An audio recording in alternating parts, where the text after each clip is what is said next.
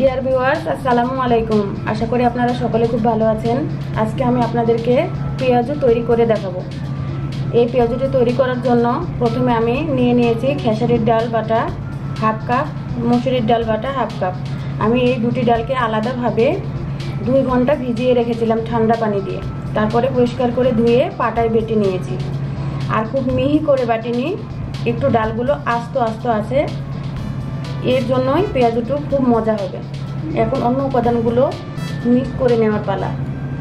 প্রথমে দিয়ে দিচ্ছি হাফ কাপ পরিমাণ পেঁয়াজ, 2 টেবিল চামচ কাঁচা মরিচ কুচি,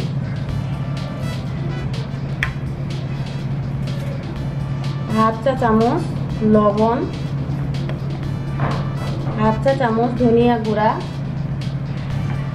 হাফ চা চামচ হলুদের গুঁড়া এবং দিয়ে দিচ্ছি হাফ চা চামচ জিরা গুঁড়া।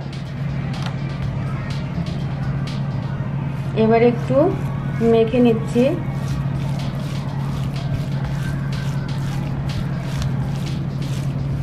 আমরা বছরের যে কোনো সময়ই নাস্তার আইটেম হিসেবে এই পেঁয়াজুটি তৈরি করে খেয়ে থাকি।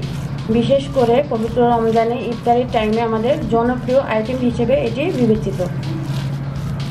সকলে আমরা তৈরি করতে পারি এই পেঁয়াজুটি, কিন্তু বিশেষ করে যারা নতুন রাঁধুনি তাদের জন্য আমার এই রেসিপিটি অবশ্যই কাজে দেবে আশা করি।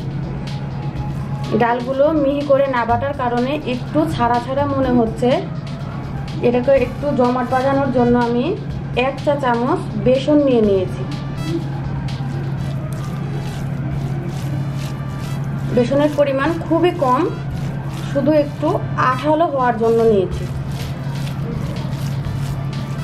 এভাবে ভালো করে মিশিয়ে লবণটা চেক করে নিয়ে যদি কম থাকে আপনারা অ্যাড করে নেবেন।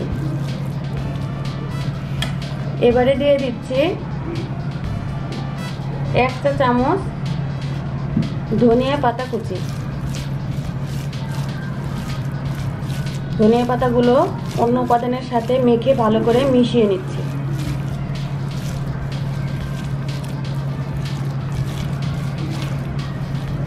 উপাদানটি এখন পেঁয়াজু তৈরি করার জন্য রেডি হয়ে গেছে।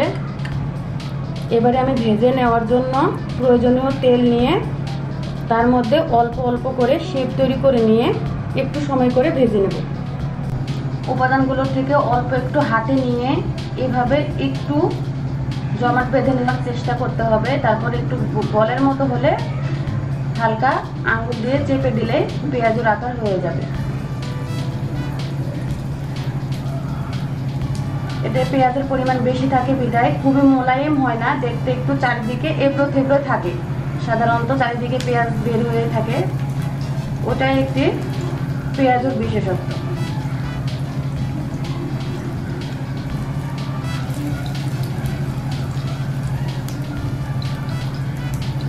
আমি একটি প্যানে মিডিয়াম পরিমাণ তেল নিয়েছি। নিয়ে গরম হয়ে যাওয়ার পরে এগুলো অল্প অল্প করে ছেড়ে দিচ্ছি ভেজে নেওয়ার জন্য।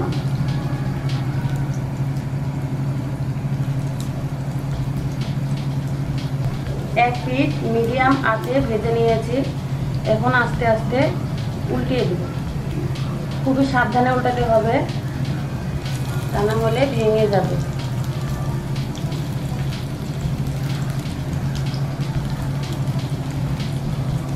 এভাবে করে প্রত্যেকটি পেঁয়াজু আমি উল্টে নিয়ে মিডিয়াম আঁচে 2 থেকে 3 মিনিট ভেজে নিচ্ছি।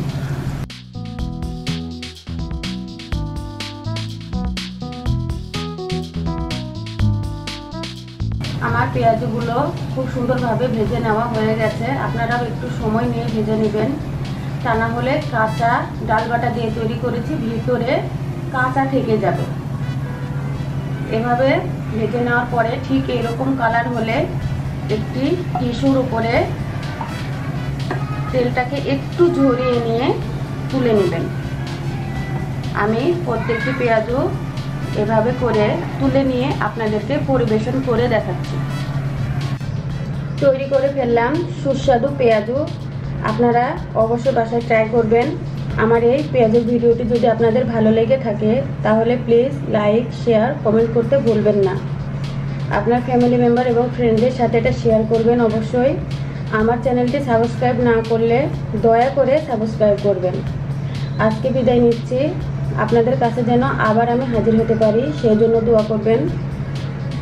আল্লাহ হাফেজ।